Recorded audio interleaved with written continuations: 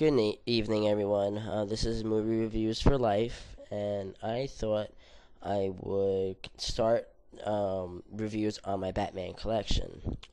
Okay, so first we're gonna do Tim Burton's Batman. This is the Batman that basically gave us the Dark Knight. Like, if it wasn't for Batman, we would not have Batman Begins. We would not have the Dark Knight, Batman the Animated Series, Batman Gotham Knight. We wouldn't have any of those, movies or shows if it wasn't for Tim Burton saying, Tim Burton and Michael Uslan saying, hey, what about the way Batman was in the 1930s and 40s?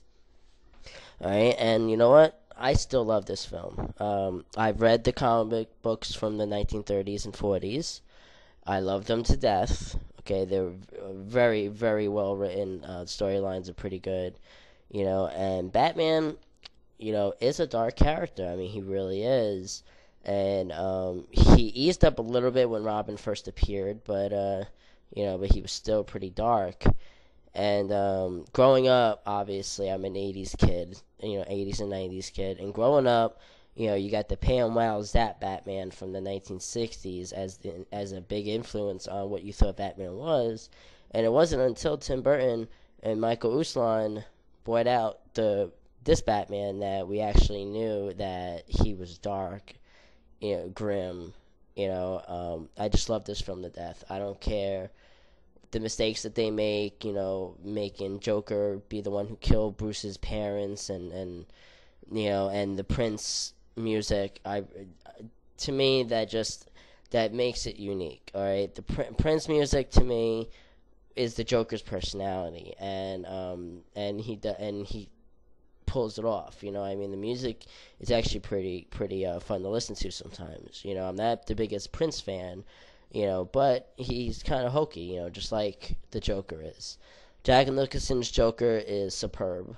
I mean, he is the 80s Joker to a T. All right? And I say the 80s Joker because Heath Ledger is very much the Joker that was originally conceived. Non-joking, non-funny. He's just there. He's not, there's no rhyme or reason for his actions. This Joker is just pure 80s. He has a little fun, but he's a sick motherfucker. All right, Michael Keaton definitely turned heads when he did this role because many people thought of him as Mr. Mom, or Beetlejuice, the one who played around a lot, the comedian, and this was before he did, before he did films like Jackie Brown. So it was kind of fun to see him in this role. He definitely made the role his own. He played the role as if Bruce Wayne was the cover and Batman was him. Batman was the real Bruce Wayne, and Bruce Wayne was the mask. Which is basically what Christopher Reeve did when he played Superman. He played Superman as the real person and Clark Kent as the mask.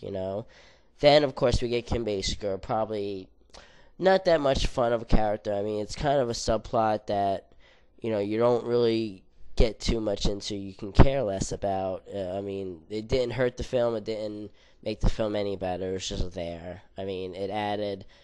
It was just there so that way we get the extra 10 minutes where he had to go save her at the end.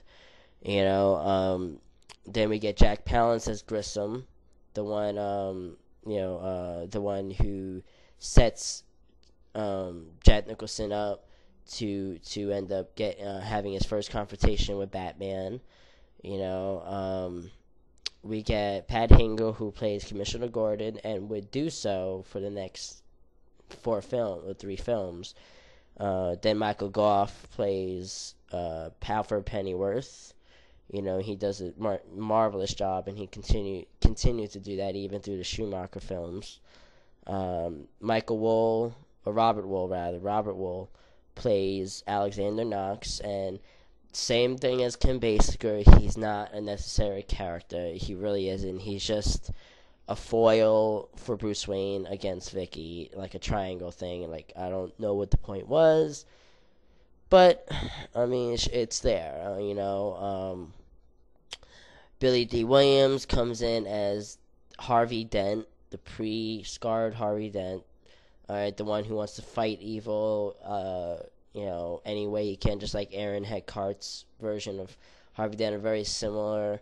You know, I would have really liked to see this version of Harvey Dent evolve more. You know, Tommy Lee Jones, he was okay, but I really felt sorry for what Warner Brothers did to Billy D. Williams, because he was really fond of the role, and he really wanted to do Two-Face, and it's real fucked up what they did to him. The score is done so good by Danny Elfman. He provided the score for the Spider-Man movies. He did the score for the Batman the Animated Series.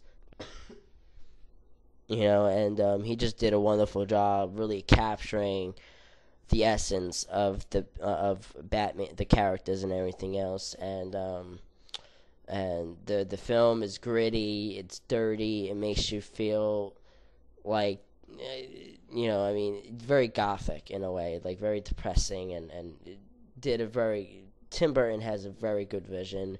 I'm sorry to see what he did, like with Batman Returns and what Joel Schumacher, as much as I like Batman Returns and Batman Forever, the atmosphere was lost, and this is definitely the definitive film to show what Gotham City should be. Even over Batman Begins and Dark Knight. I would have to give this about a 4 out of 5. Because one, it is the film that basically showed us what Batman is, who he really is. He's not somebody who's gonna get high, or drunk on one sip of liquor and then start doing the Batsuit. He's not Pal Wham Zap. He's not, good chums buddy to Robin, and But next up, this is the 2-disc DVD that I'm reviewing, and what we get here are some pretty good set of DVDs, which they're about to release it on Blu-ray with the same features. Nothing new. So if you got this, I would guess that the only reason you're gonna get the Blu-ray is for the quality of the picture. Commentary by director Tim Burton, which he's very informative when he talks, but there are lag times, but he still does pretty good. There's longer lag times in Batman Returns because obviously he's been there for a couple of hours doing the commentary. On the set with Bob Kane. Okay, this is a little featurette that was shot during the making of the film, and obviously it was preserved. Then we get Legends of the Dark Knight: The History of Batman.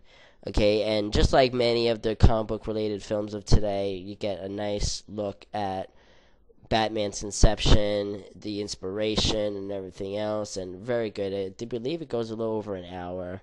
I've watched it several times, but I can forget sometimes.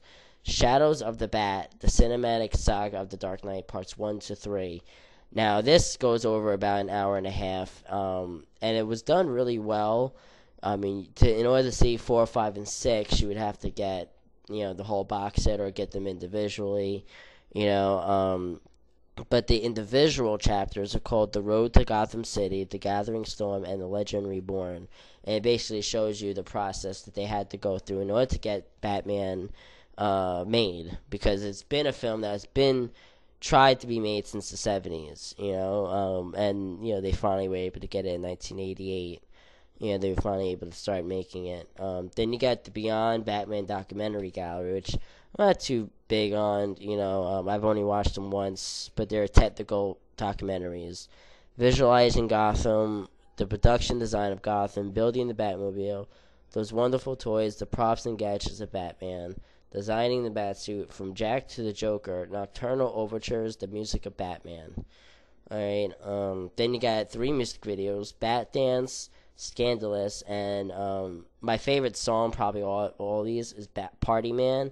Unfortunately, this is the 5-minute version. There is a 7-minute music video, which I actually did upload at one point on my Anne Rice Lover 1 thing, but they took that off. Prince is very anal about putting his stuff up. Then you got the Heroes and Villains Profile Gallery. And then you got Batman the Complete Robin Storyboard Sequence, because originally Robin was introduced in the film. And so in that, you actually got a whole scene, but you get voice acting by Kevin Conroy, who is famous for doing Batman, the voice of Batman for 15 years in the DCAU. Then you got Mark Hamill doing the voice of the Joker. Okay, and then I forget who Henry Hillhouse, I think his name is, playing the voice of Dick Grayson. So the special features are done very well. I would definitely, go check it out, buy it, But like I said, only buy the Blu-ray if you want a better picture quality. That's basically the only reason for anyone to really get it, because it's the same special features. So check it out, and I will talk to you later.